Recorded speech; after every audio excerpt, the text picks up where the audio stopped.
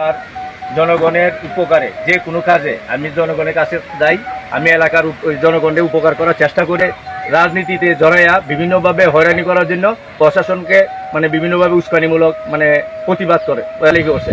আমি চাই আমি শান্ত এবং এলাকার মানুষও আমাকে খুব ভালো জানে, আমি ভালোভাবে চলতে চাই, আমাকে ভালো হওয়ার সুযোগ দেন। ফেসবুকে যারা আমার বিরুদ্ধে লেখালেখি শুরু করছে, আমি আইন শৃঙ্খলা বাহিনীর কাছে আমি তার বিচারের দাবি বিচার পাবো। আসসালামু আলাইকুম সম্মানিত দর্শক, আমি মোহাম্মদ ইয়াহিয়া কাক, সাবেক ছাত্র দলের সাংগঠনিক সম্পাদক ভর্তি শাখা 1988 সালে। বর্তমানে আমি বাংলাদেশ জাতীয়তাবাদী তাঁতি দল মাধবপুর উপজেলা শাখার যুগ্ম আহ্বায়ক।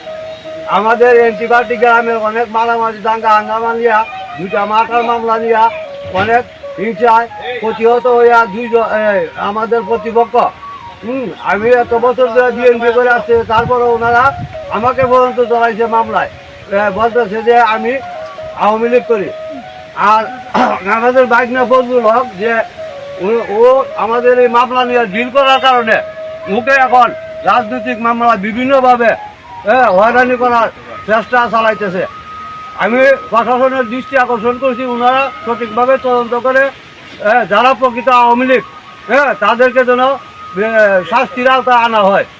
কিচ্ছু হলে ফজলু ভাইয়ের কিচ্ছু হলে ফজলু ভাইয়ের কিচ্ছু হলে ফজলু